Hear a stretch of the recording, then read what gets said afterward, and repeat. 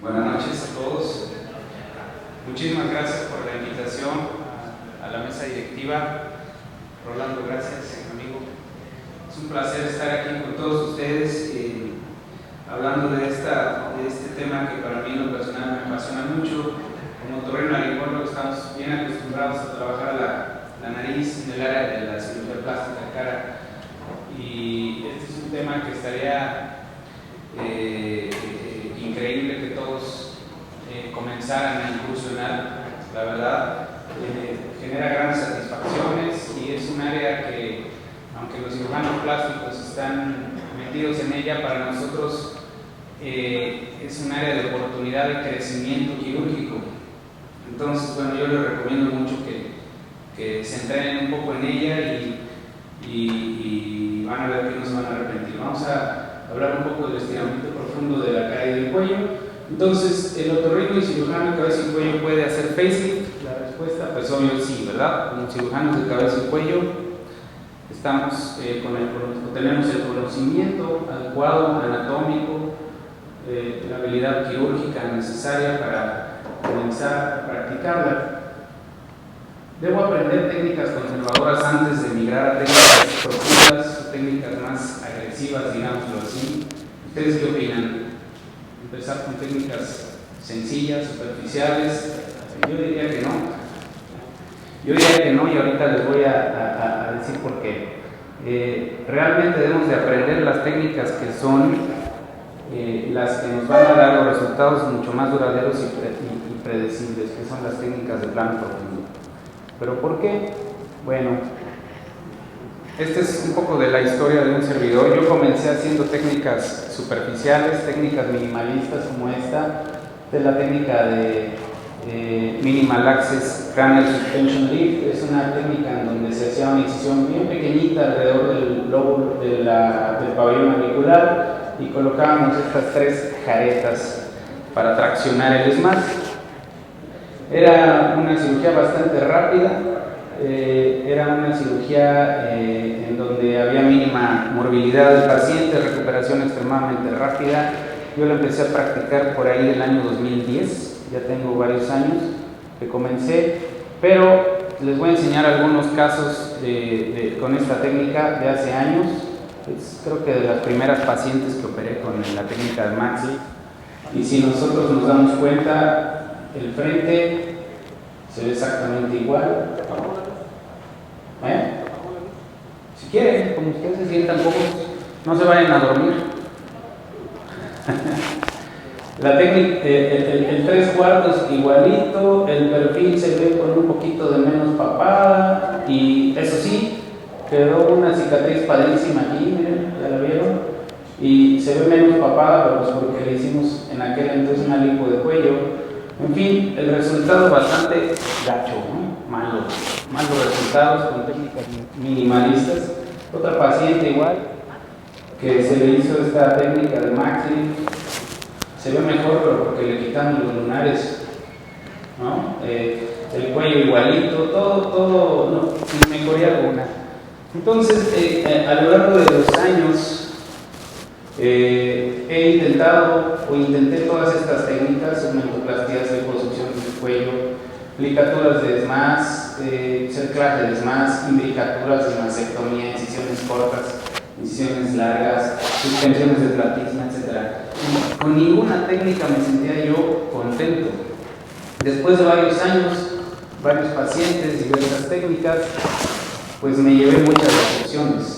Y hubo un momento de mi vida en el que dije: yo no vuelvo a hacer esta técnica, la ritidectomía no es para mí, no sirve. Pero ahí voy de necio y me pregunté qué estamos haciendo mal. Entonces vamos a intentar hacer una última oportunidad. Si quiere resultados diferentes, hay que hacer cosas diferentes, dice el dicho. Y entonces nos volteamos a ver a la gente importante en el mundo, que es lo que está haciendo, los que han estado teniendo grandes resultados. Y en el caso de la cara, con las técnicas de ritidectomía de plano profundo, pues aquí tenemos a tres vacas sagradas. En medio tenemos digamos que es el padre de la anatomía moderna del plano profundo, el doctor Brian Mendelsohn, un australiano. Y pues todos han oído hablar del doctor Andrew Diacono, que para mí es hoy en día el padre de la retidectomía de plano profundo moderna, cuando menos aquí en América. Y en el manejo del cuello tenemos al doctor Joel Feldman, se los presento, a lo mejor muchos no han oído hablar de él. El doctor Joel Feldman es el padre del neck lift, del estiramiento profundo del cuello, un cirujano plástico de Estados Unidos, que publicó este libro en el año 2006. Se lo recomiendo muchísimo, es una belleza y que me ha venido a cambiar la idea del manejo del cuello a lo largo de los años. Hoy en día el padre moderno del neck lift es el doctor Mike Nayak de San Luis, Missouri, otorrino y cirujano plástico facial, quien ya tuvimos oportunidad de verlo en Guadalajara en noviembre del año pasado. Pero antes de continuar, quiero decirles estas aseveraciones a las cuales he llegado a lo largo del tiempo. La retidectomía no corrige el cuello, ¿de acuerdo? El manejo del cuello debe ser independiente a la retidectomía. Si ustedes creen que haciendo una riti el paciente va a salir con un cuellazo, eso no es cierto. Primero, si queremos manejar cara y cuello, lo primero que hay que trabajar es el cuello y después la cara. Y hoy por hoy las técnicas profundas de disección profunda facial y cervical son las que nos ofrecen los resultados más naturales y permanentes. Entonces, adentrándonos más al tema, vamos a iniciar con el manejo del cuello. Y bueno, pues el cuello no es considerado como una unidad estética facial, evidentemente, pero tiene un gran impacto en la apariencia del mentón y del tercio inferior de la cara. Entonces hay que saberlo tratar. Las características de un cuello estético son estas: una adecuada definición del ángulo mandibular, proyección del mentón, un ángulo cérvico-mental agudo, músculos y cartílagos cervicales bien definidos, y ausencia de jowl, grasa, bandas platismales y piel laxa.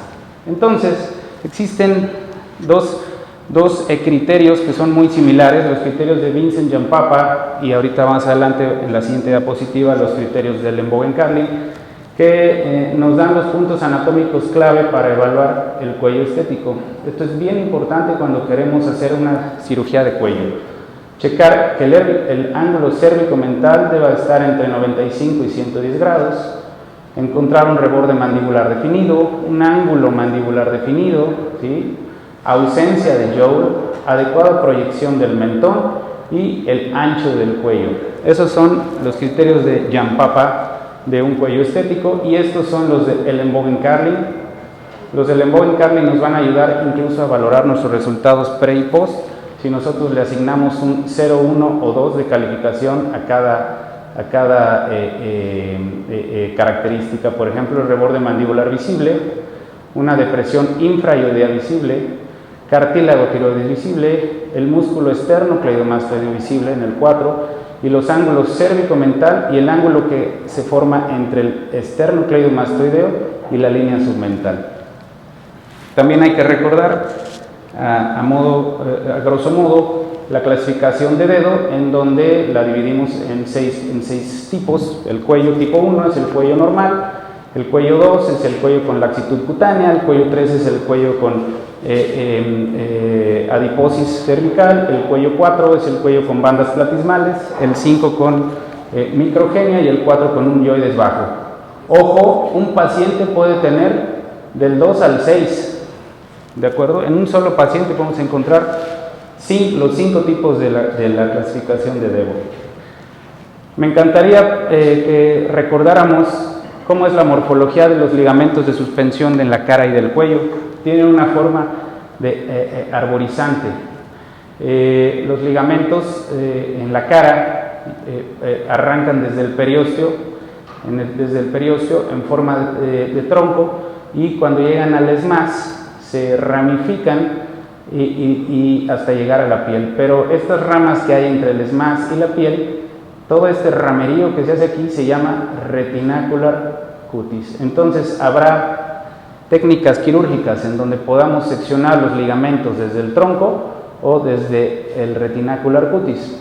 En el cuello hay ligamentos que pueden ir desde el platisma, si cambiamos esmás por platisma en el cuello, ligamentos que van desde el platisma a la piel, o van incluso desde el yoides hasta la piel, y ahorita vamos a ver algunos. Estos son los ligamentos del cuello, que dan soporte a los tejidos blandos cervicales.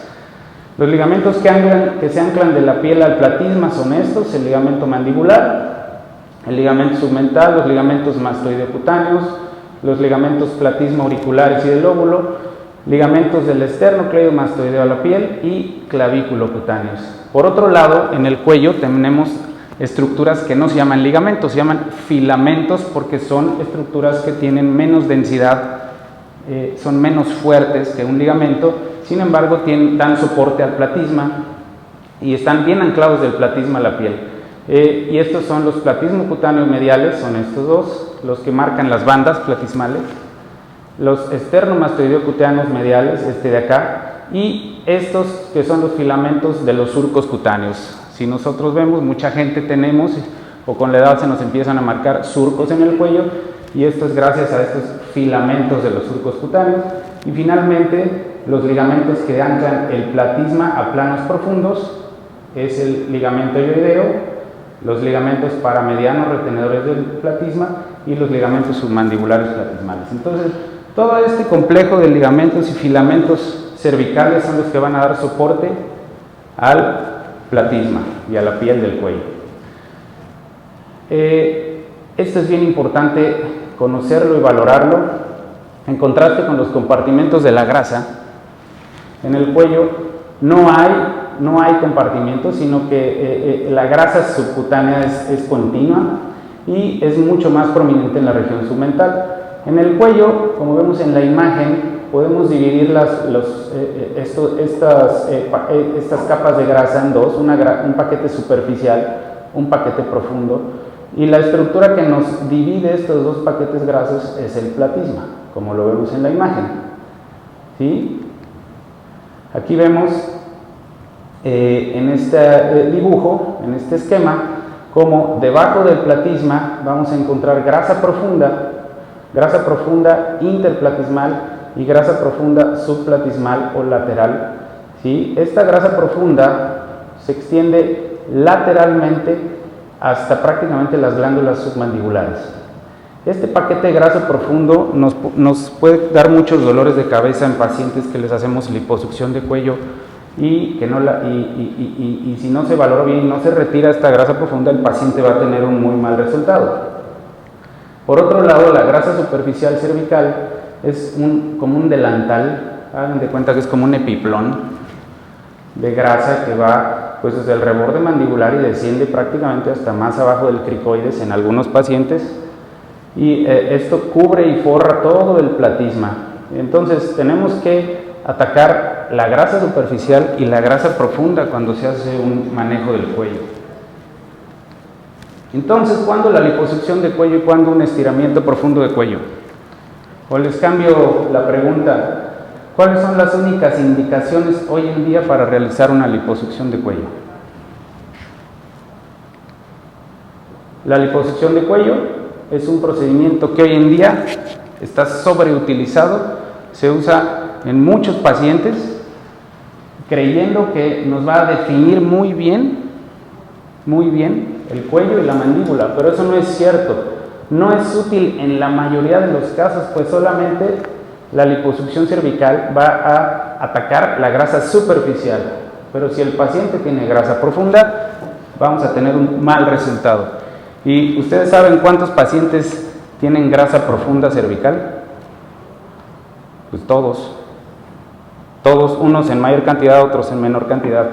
Pero en realidad la liposucción de cuello está hoy en día indicada en pacientes jóvenes que tienen muy poca laxitud cutánea y tienen paquete de grasa superficial localizado.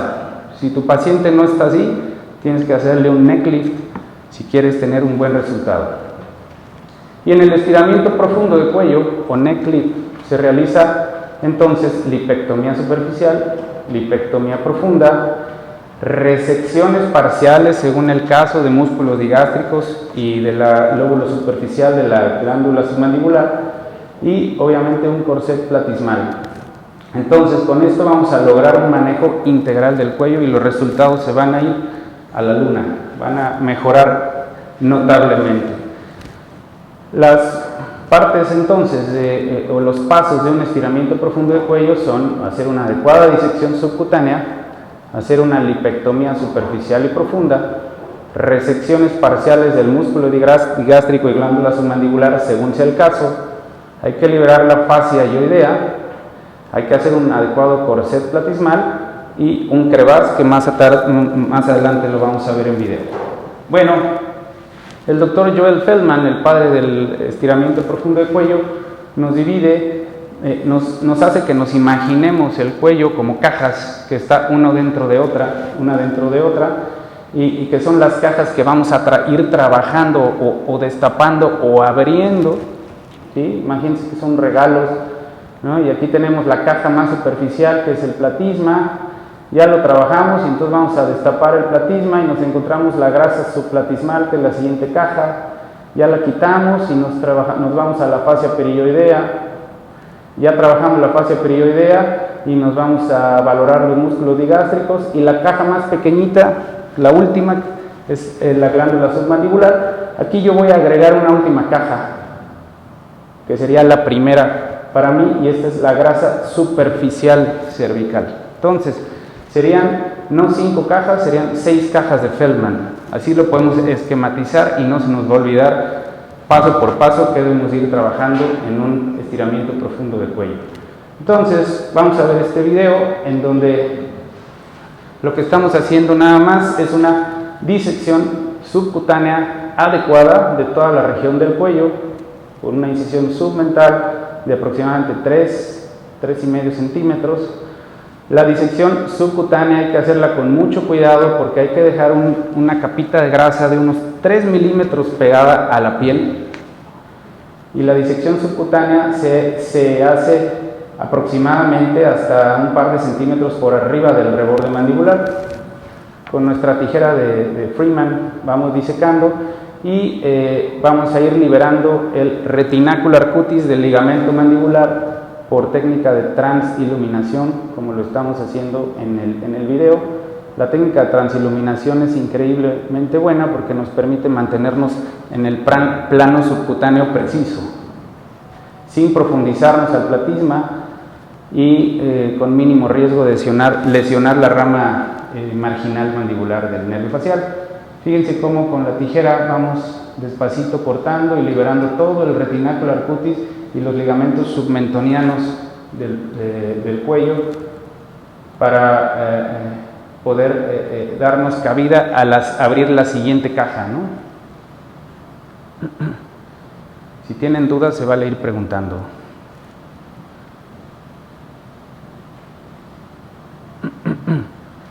Ok, entonces esta es la disección subcutánea. Vamos. El video siguiente, en este video mostramos toda el área que se diseca. El dedo debe ser un área continua, no debemos dejar ningún puente. Entonces con el dedo vean cómo se eleva el dedo hasta casi a la comisura oral, esa es toda el área que tenemos que disecar de manera subcutánea. Y hay que recordar que existe una clasificación que se llama de clasificación de Castro de los tipos de decusación del platisma en el cuello. Entonces tenemos la clasificación de Castro tipo 1, en donde la decusación del platisma se encuentra, ambos platismas se decusan a un par de centímetros por detrás de la sínfisis mentoniana. Esto lo vamos a encontrar en el 80% de los pacientes, pero a la hora que nos asomamos, hacemos nuestra disección y nos asomamos al cuello y quitamos toda la grasa supraplatismal, a veces encontramos que el platisma está decusado casi hasta el yoides, y ese es un de Castro tipo 2. El de Castro tipo 2 lo vamos a encontrar en el 15% de los casos, y en esta imagen es el de Castro tipo 3, en donde prácticamente el platisma no se decusa hasta la mandíbula, y este es el menor porcentaje de los casos, el 5%. ¿Y cuándo resecamos glándula y cuándo músculo digástrico? La glándula salival submandibular y el músculo digástrico lo vamos a resecar cuando encontramos que estas dos estructuras se encuentran por debajo de la reborde mandibular. mandibular. Si nosotros encontramos el digástrico, ya que abrimos el cuello por debajo del reborde mandibular, y se asoma la glándula y la palpamos y está por debajo del reborde mandibular, hay que quitarlos porque nuestro resultado no va a ser adecuado si nosotros no hacemos esa maniobra. Entonces, siguiente video. Perdón, ahí está.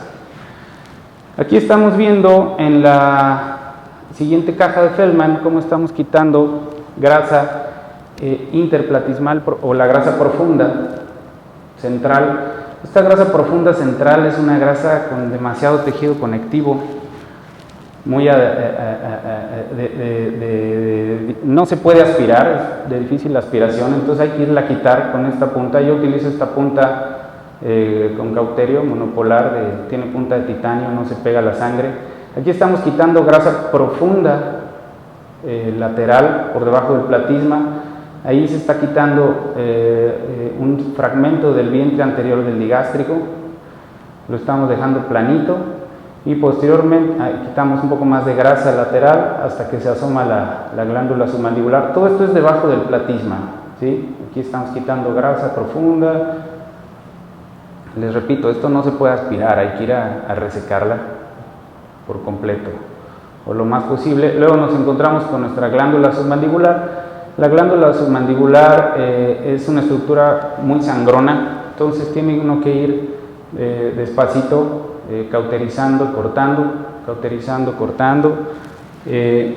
y al final, ya que hicimos la resección de estas estructuras, vamos a hacer nuestro corset. Nuestro corset cervical para nuestro corset cervical utilizamos una sutura invaginante. Es una sutura en donde los bordes se invierten. El objetivo es crear un músculo platisma único, ¿sí? Hacer una faja en el cuello por completo, y son puntos continuos, como lo estamos viendo, invaginantes, que van desde la sínfisis del mentón hasta prácticamente el cricoides, un par de dedos arriba de la horquilla esternal, y de regreso. Entonces vean cómo tomamos nuestro platisma, son puntos invaginantes, sin tomar el borde del platisma, entramos y salimos antes del borde. Ahí está. Un lado. Ok, y ahorita vamos a continuar con este video, también es de la submentoplastia. Aquí es bien importante que veamos cómo cuando estamos haciendo nuestro corset, cuando estamos llegando a la altura del yoides, que es más o menos aquí donde está mi puntero, tenemos que anclar el platisma al yoides. Miren muy bien, fíjense muy bien. Tomamos nuestro platisma de un lado, luego nos anclamos a la fascia yoidea, perilloidea, ahí está, y después tomamos nuestro platisma del otro lado, ahí está, perfecto, y apretamos muy bien. Entonces continuamos la sutura hasta por debajo del cricoides y de regreso. Este punto es importantísimo porque es el que nos va a marcar muy bien el ángulo cervical. Ahí estamos descendiendo lo más inferior posible y posteriormente nos regresamos ya con un surjete continuo anclado, como lo estamos viendo en el video. ¿Dudas hasta el momento? ¿No? ¿Todo bien? Ahí regresamos hasta la parte más anterior e inferior de la sínfisis del mentón. Y al final hacemos el crevasse. El crevasse lo vamos a hacer cuando hacemos facelift en conjunto con necklift, o si nada más vamos a hacer un estiramiento profundo de cuello, se vale hacer nada más el puro crevasse, como lo vamos a ver en el video.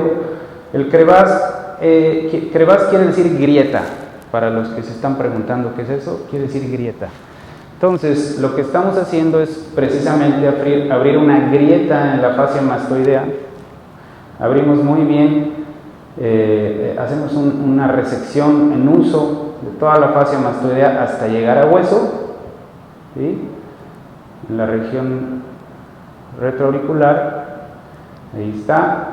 ya llegamos hasta hueso, abrimos esta grieta y posteriormente disecamos o desinsertamos nuestro borde posterior del platisma, como lo estamos viendo en el video, lo desinsertamos del esternocleidomastoideo, nos anclamos de ida y vuelta a nuestro borde lateral del platisma, más posterior, nuestro borde lateral, ahí estamos anclándonos, y nos anclamos al periósteo de la mastoides justo en el crevazo, en la grieta que hicimos, como lo estamos viendo en el video nuevamente.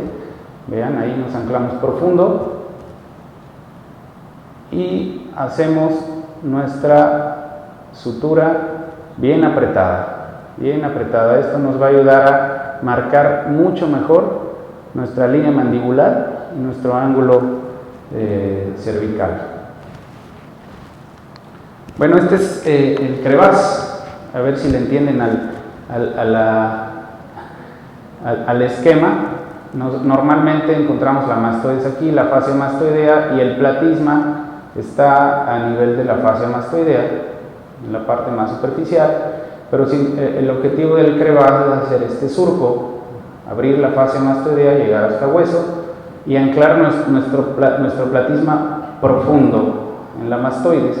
Y esto en la imagen, aquí está el platisma, ya está el crevaz colocado, y vean cómo el ángulo mandibular se define bastante bien después de hacer esta técnica. Esta técnica la describe el doctor Benjamin Taley. Y bueno, aquí les presento algunos casos de puro neck lift, de puro estiramiento profundo de cuello, pacientes que no se hicieron ritidectomía, que no querían hacerse ritidectomía. Funciona muy bien en hombres que no quieren hacerse riti. Sí. Y realmente un adecuado manejo del cuello les rejuvenece mucho. Este paciente en esta imagen, ya tiene, en esta fotografía de después, tiene apenas 4 días de operado. Es una imagen muy reciente, un resultado muy reciente. Se le puso además un aumento de mentón y se hizo todo el neck lift que vimos con resección de glándula submandibular, digástrico, sutura de platisma, con crevaz posauricular. Ahora, acá tenemos una chica de más tiempo de evolución. Se hizo un aumento de mentón con un neck lift. Esta paciente, evidentemente que no iba a tener solo con una lipo de cuello, ¿verdad? Necesitaba hacerse un estiramiento profundo de cuello. Esta es la posición de Auerswald, así, con la cabeza un poco inclinada.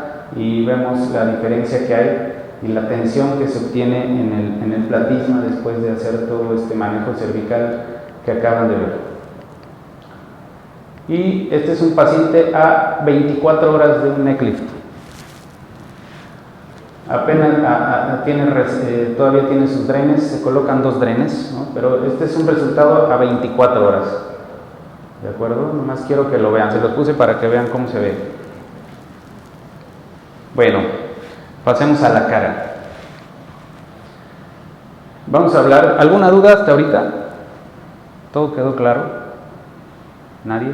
Bueno, quedó muy claro, ¿verdad? ¿Para el crevaz dónde se ancla abajo? Acá al platisma, abajo, Solo al platisma. al platisma, al borde lateral del platisma, acá. Lo tienes que desinsertar unos 5 centímetros del esternocleidomastoideo. Tienes que disecar por debajo del platisma unos 4 o 5 centímetros, anclas bien del platisma y de ahí te vas al crevaz mastoideo y aprietas muy fuerte. Le puedes dar 2 o 3 pasadas para que quede con suficiente tensión.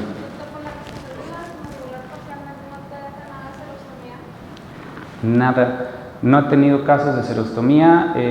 Se le interroga al paciente desde antes si sufre de boca seca. Si fuera del caso, pues no se hace la resección, pero nunca he tenido gracias a Dios, ningún incidente, ningún cialoma o pacientes con serostomía, porque nada más se quita el lóbulo superficial, no quitamos el lóbulo profundo. ¿Y se hace a fuerza en los 2 lados o solamente si de un lado se acuerda? Sí, no tiene que ser a fuerza de los dos. De hecho, desde la valoración preparatoria uno puede palpar la glándula y a veces siente más de un lado que del otro. La glándula submandibular se reseca más en gente mayores de 40, 50 años, y ya hay más ptosis glandular. En gente más joven que hemos hecho el neck lift, generalmente la glándula está en una posición más elevada y ahí no hay que quitarla. Cuando quitamos músculo digástrico, porque es lo primero que vemos, si vemos prominente el digástrico y lo quitamos, ¿sí?, hay que ir a fuerza por la glándula, a fuerza. ¿Sí? Bueno, en la retidectomía de plano profundo, vamos a hablar un poco de ella. El SMAS rápidamente se va adelgazando del lateral a medial, mientras se acerca más a la línea media y va a terminar en el borde lateral, el SMAS, el borde lateral del músculo cigomático mayor, como lo vemos aquí en la imagen. ¿De acuerdo? Aquí termina el SMAS, en la parte más alta, se va adelgazando del lateral a medial, aquí termina y aquí da paso a la bolsa grasa malar y luego al músculo auricular. El plano profundo está conformado entonces por espacios faciales, avasculares, los cuales van a estar limitados unos de otros por ligamentos de sostén. Este es un esquema digamos que este es el SMAS, estos son los ligamentos de soporte faciales y entre los ligamentos vamos a encontrar espacios faciales avasculares que vamos a ir a disecar. Más tarde lo vamos a ver. Les recordamos la morfología de los ligamentos, ya la vimos. Y en la cara tenemos básicamente de importancia estos 4 ligamentos. El ligamento cigomático cutáneo es el principal y el más fuerte y el que da mayor soporte al tercio medio facial. Después tenemos los ligamentos masentérico-cutáneos, que son estos, pueden ser 2 o hasta 3, y la fascia platismo auricular, el ligamento mandibular acá, también, y la fascia platismo auricular, que es toda esta, considerada ligamento. Básicamente los sistemas de soporte faciales los podemos dividir en 3, los septos, las adhesiones y los ligamentos verdaderos. Los septos y adhesiones funcionan más para el tercio superior y órbita, y los ligamentos verdaderos son los que acabamos de ver en la diapositiva previa. Y como les comenté, entre cada ligamento encontramos diferentes espacios faciales. Entonces tenemos el espacio presigomático, ahorita lo vamos a ver con un poco más de detalle, y tenemos 3 espacios premasentéricos, uno inferior, uno medio y uno superior, y el espacio premasentérico inferior va a estar limitado en su porción inferior por el ligamento mandibular y el septum mandibular, que aquí no está dibujado, y el ligamento masentérico cutáneo inferior. Este es el espacio premasentérico inferior, en donde las ramas del nervio facial corren profundas a este espacio, justo debajo de la fascia parótido masentérica. Y las ramas del nervio facial, conforme se va haciendo más anterior el espacio, se van superficializando y viajan a través de los ligamentos faciales. Tenemos el espacio premasentérico medio, que está limitado entre los espacios, entre los ligamentos masentérico-cutáneos inferior y superior. Es un espacio más pequeñito, tiene estas medidas. Su límite anterior es la bola grasa de Bichat. Y hasta que encontramos la bola grasa de Bichat es nuestro límite de disección anterior, que en general pues coincide con el borde anterior del masentero.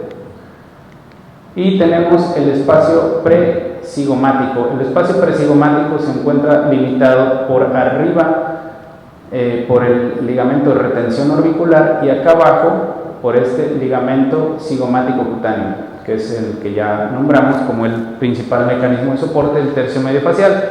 Este espacio es bien importante disecarlo y liberar el ligamento cigomático para poder suspender el tercio medio de la cara en una retidectomía de plano profundo.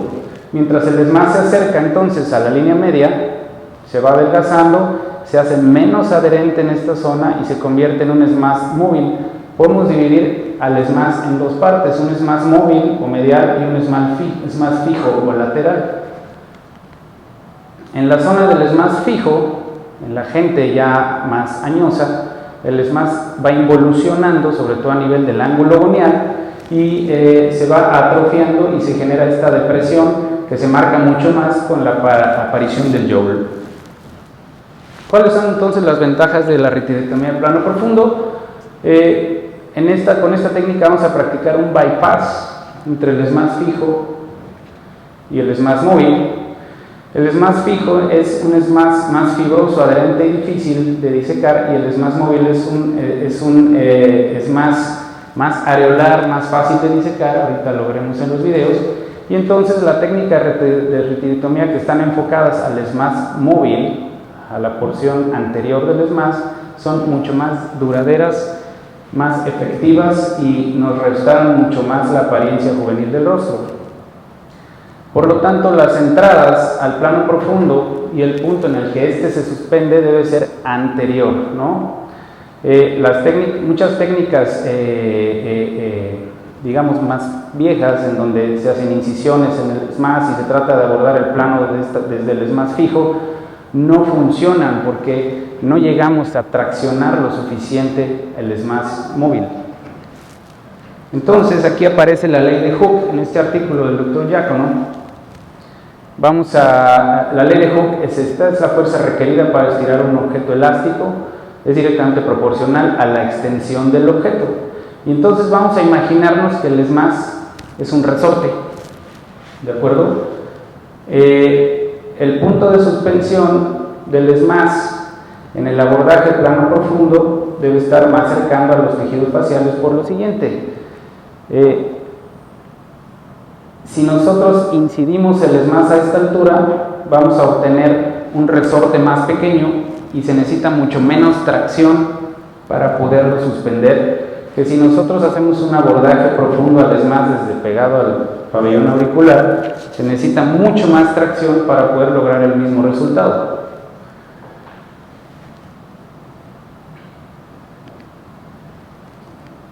Ok, además, las técnicas de plano profundo van a favorecer un incremento de 3.2 mililitros en el volumen del tercio medio facial. Esto es según un trabajo de Giacono también, y encontró que no hay una diferencia estadísticamente significativa con el volumen adquirido si comparamos una inyección de 10 mililitros de grasa en la zona malar con una técnica de plano profundo. Bueno, ya vamos a ver videos, ¿no? Nada más les quiero decir antes que este es el material que uso necesario para poder hacer una ritidectomía de plano profundo. Estos son los separadores de Army Navy. Tenemos el retractor de Anderson, es una garra de oso de Anderson. Tenemos el retractor de Tevetz con luz fibra óptica. Tenemos unas tijeras adecuadas de Freeman. Y este es un disector que uso hoy en día, más adelante lo veremos, que se llama disector de Trepsat, para abrir el plano profundo de manera atraumática. Para poder realizar una ritidectomía de plano profundo, entonces hay que disecar los espacios premacetéricos y el precigomático. Esa es la clave. No es ir a buscar los ligamentos, es abrir los espacios. Y las estructuras que separan los espacios entonces van a ser los ligamentos de soporte facial, como estamos viendo en esta imagen.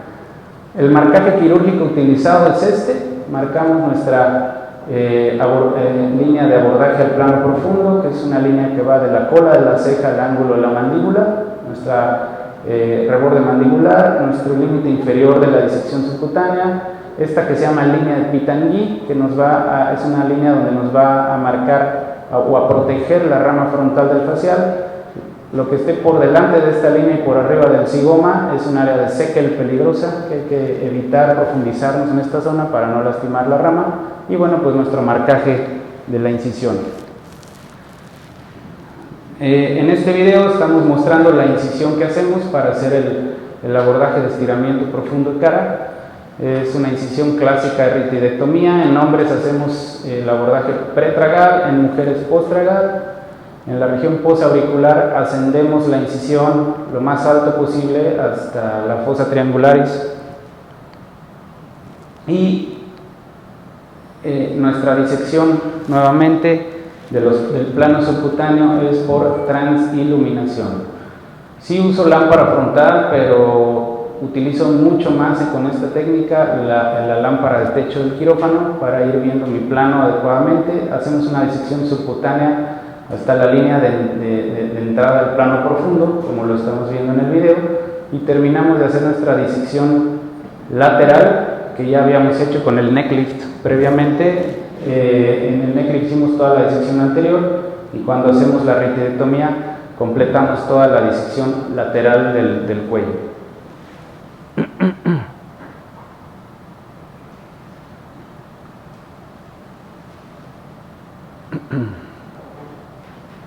¿No tienen agüita? No, ¿verdad? Que me regalen. Vean, ahí está con estamos revisando con el dedo que no dejemos ningún puente o ninguna adherencia, y comenzamos el abordaje posauricular para terminar nuestra disección. Vean cómo la transiluminación nos ayuda a mantenernos muy bien en el plano. Soy muy insistente con esto. Lo que pasa es que esto no nos lo enseñan en la residencia de otorrino, y uno con el tiempo y con los golpes de la vida lo va aprendiendo, ¿verdad?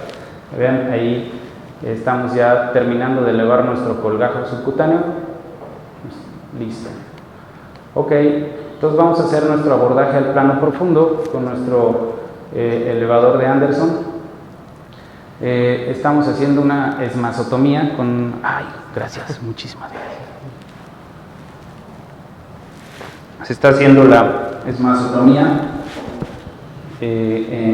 al nivel que marcamos nuestro abordaje al plano profundo, con un bisturí, con mucho cuidado. El bisturí hay que inclinarlo, no hay que hacer cortes a 90 grados para no profundizarnos, porque podemos cortar nuestra fascia parótido-massetérica y llevarnos alguna ramita del facial que no queremos. Y con nuestra tijera de Freeman vertical vamos separando y abriendo con mucho cuidado el plano profundo, ¿de acuerdo? Ahí ya metimos nuestro retractor de Tevez con luz, y aquí abrimos el espacio premassetérico medio y el inferior, y aquí tenemos algunas ramillas del facial al fondo. El esmaz queda arriba pegado a la piel. Ahorita vamos a ver el siguiente video donde se ve un poco más claro. Hay pacientes que tienen mucho más grasa debajo del esmaz, hay otros que el esmaz es bastante limpio, el plano debajo del esmaz es bastante limpio, como este. En esta paciente hicimos esta disección, marcamos muy bien con nuestra plumón el sitio de entrada al plano profundo, y vean cómo es un plano avascular. Aquí hicimos el abordaje al espacio premassetérico inferior. Aquí estamos abriendo un espacio premassetérico medio, ¿sí? Hasta adelante se va a asomar un poco la bola grasa de Bichat, y aquí estamos desinsertando el ligamento massetérico cutáneo inferior. ¿Okay? Aquí se ve todavía el remanente del ligamento en la porción más anterior. Aquí ya hay que tener cierto cuidado porque por ahí van ramitas del facial. Y todavía está descrito un espacio premassetérico superior, pero es un espacio muy pequeñito que algunas veces hay que disecarlo. Y ahí quedó. Entonces ya abrimos los espacios premassetéricos medio, inferior y superior, y vamos a hacer ahora nuestro abordaje o ubicar el espacio presigomático, que es el espacio más superior, como ya lo dijimos hace rato, y para disecar este espacio usamos el dedo. Esta maniobra se llama FAME, como vemos acá arriba, Finger Assisted Malar Elevation. Ahorita lo vamos a ver en un video real. Es un esquema, es un video esquemático, lo describe el doctor Sherelle Aston y Brian Mendelson.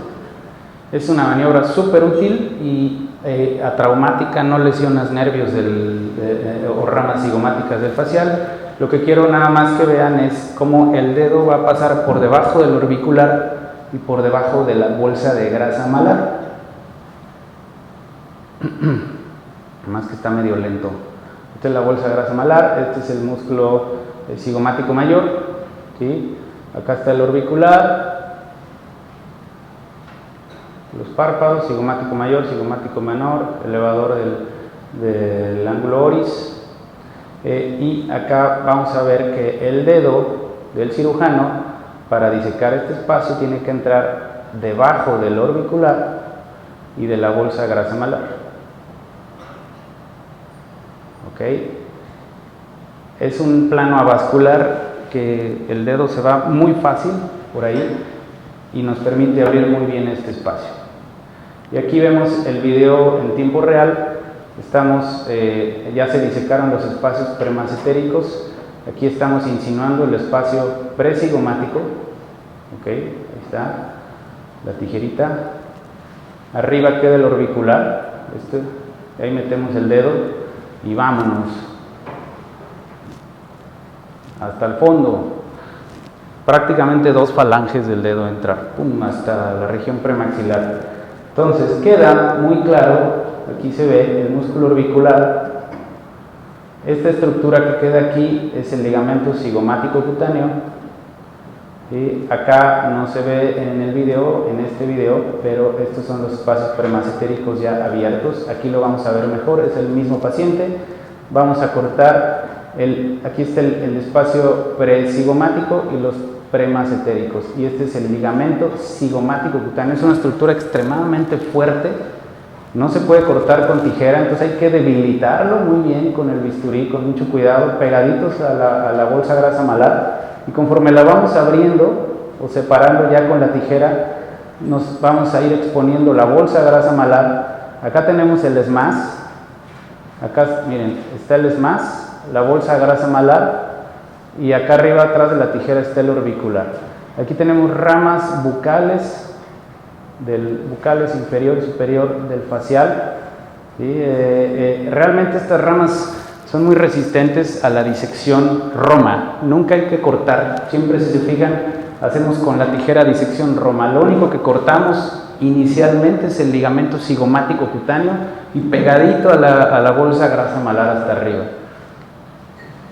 Ya que hicimos esta liberación de los espacios profundos, entonces hacemos nuestra extensión cervical. La extensión cervical es desinsertar nuestro platisma. Este es el platisma ya, ¿no?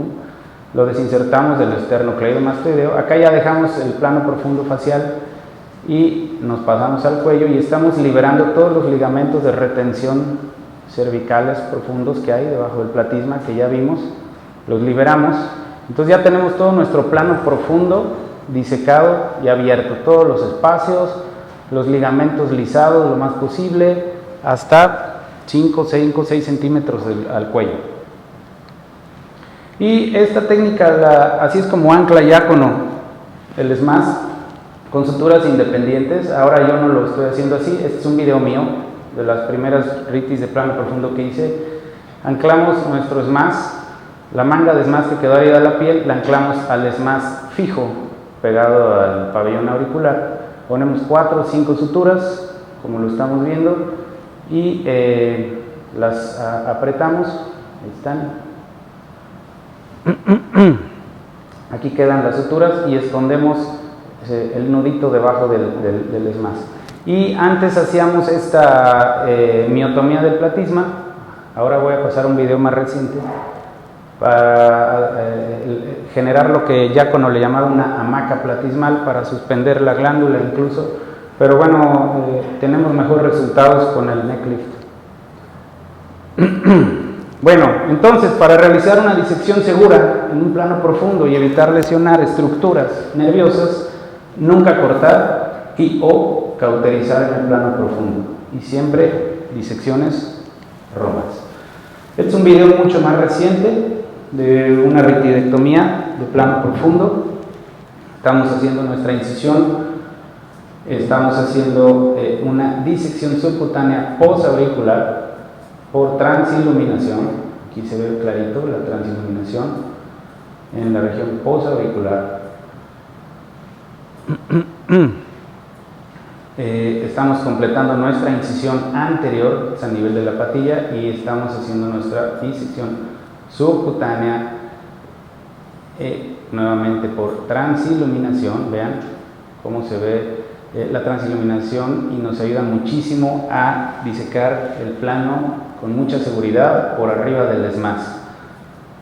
Hacemos nuestra disección subcutánea hasta la línea de entrada al plano profundo, que es esta que tenemos marcada aquí. El ayudante está deteniéndome la zona para no pasarme más allá de la zona de disección subcutánea, y aquí estamos haciendo nuestra esmazotomía y estamos insinuando la entrada al plano profundo.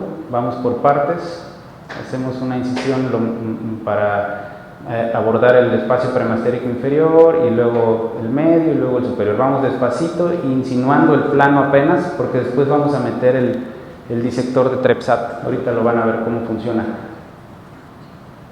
Y aquí estamos completando nuestra parte más alta de la esmazotomía, justo debajo o a la altura del orbicular, donde va a estar el espacio precigomático, más o menos.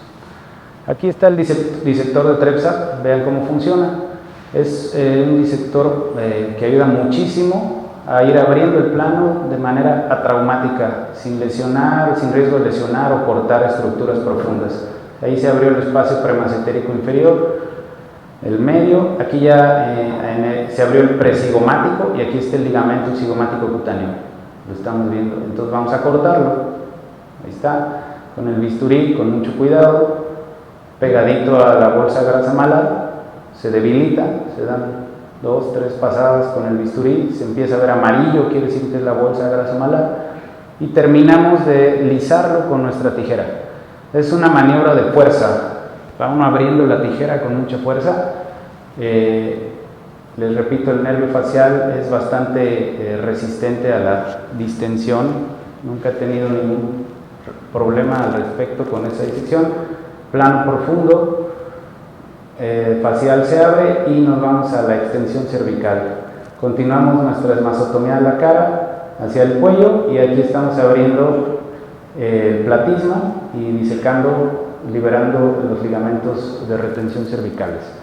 Ya que tenemos nuestro plano profundo, entonces podemos hacer un crevasse mastoideo dependiendo del paciente. Si es una paciente con un cuello delgado y una mandíbula que tiene una adecuada proporción y proyección, no es necesario hacer crevasse. En este caso no se hizo crevasse, nada más se ancló la fascia mastoidea del platisma y se va suturando desde la fascia mastoidea hasta el orbicular y de regreso, como lo vamos a ver en el video. Esta es una sutura de tensión, la que se pone inicialmente del borde lateral del platisma a la mastoides. Tenemos que usar una sutura adecuada, de uso normal. Ahí en el video se usa un nylon 2 ceros, pero ahorita en las siguientes diapositivas les voy a mostrar qué sutura uso hoy en día y por qué. El nylon ya no lo uso, Prolene no lo uso, pero sí es una sutura 2 ceros. Entonces vamos anclando desde la mastoides y vamos ascendiendo, tomando nuestro platisma y tomando nuestro SMAS ya en la cara, y se está tomando esta manga de SMAS, lo anclamos al SMAS fijo. Entonces anclando del SMAS móvil al SMAS fijo y vamos haciendo un surjete continuo, un surjetito continuo y vamos imaginándonos que va cerrando como un cierre. El SMAS se va jalando y se va cerrando como un cierre. Ya no son suturas de suspensión de diácono como la que le mostré en los videos anteriores. Aquí están las suturas. Se va suturando hasta el orbicular y de regreso. El vector de tracción que deben de tener estas suturas es de 60 grados con respecto a la horizontal y es más o menos el mismo vector que tiene el músculo cigomático mayor. ¿De acuerdo? Ahí está. Bueno, y de regreso. Bueno, entonces, ¿qué sutura utilizo actualmente? Cambié mi práctica en las suturas porque empecé a ver que con el nylon encontraba pacientes que hacían microabscesos en la región por debajo del óvulo, en la región mastoidea o en la región cervical, y terminaban extruyendo el hilo, o les molestaba el nudo del nylon y había que entrar a hacer una heridita, cortarlo y quitarlo. Entonces encontré este estudio también de Mendelssohn, muy interesante, donde compara suturas no absorbibles trenzadas contra no trenzadas. En específico, la sutura trenzada es el Eti-Bond o poliéster. ¿Alguien utiliza o ha utilizado poliéster en su práctica quirúrgica? ¿No? Bueno. Y este es un problema. Encontró el doctor Mendelssohn en cortes histológicos que él estudió pacientes en donde donde les hacía una ritidectomía de revisión, encontraba algún fragmento de sutura con tejido, lo tomaba de muestra y lo mandaba a analizar, ¿sí? Entonces son muestras de pacientes de ritidectomía de revisión, y encontró en el análisis histopatológico, esta es un corte transversal de la sutura. Aquí está el corte transversal de la sutura. Encontró cómo las fibras de colágeno son mucho más escasas que las que se forman alrededor de una sutura trenzada. Entonces, esta es una sutura trenzada y aquí están cada filamento, estos puntitos son filamentos de la sutura, y vean cómo el tejido de colágeno es mucho más denso y crece dentro o a través de los filamentos. Entonces, el usar el Eti-Bond, una sutura no absorbible trenzada, nos va a hacer que nos va a generar una tensión tal que va a ser muy parecida a los ligamentos de soporte faciales originales del paciente. Y no he encontrado hasta hoy en día ningún paciente donde se me haya extruido o se me hayan hecho microabscesos o les moleste el nudo. La sutura es mucho más blanda, pero es súper resistente. Y algunos resultados de ritidectomía o estiramiento profundo de cara y cuello, estos son combinados, son estos. Un paciente en sus 45, 47 años. El cambio es tremendo en el cuello con el necklet y el deep plane placement, ¿no? Aquí está. Ya voy a acabar. Otro paciente en sus 60 años. Una paciente piel muy delgadita, cicatriza muy bonito. Otra paciente también, piel blanca, delgada. Ella tiene 2 semanas de operada, aquí todavía está muy reciente la cirugía. Pero vean el resultado con la posición de Auerswald y la tensión que se le da al platisma con el necklet y al SMAS en la cara. Cómo se borra casi el surco nasolabial y las líneas marioneta. Este es un resultado a 1 año ya. Una paciente con piel más gruesa, es mucho más común encontrar pacientes así.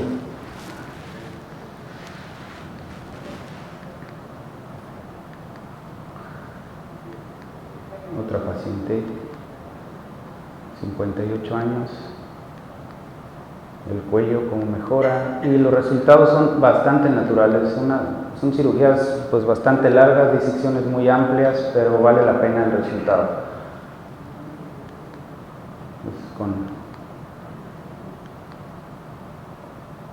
Ahí voy.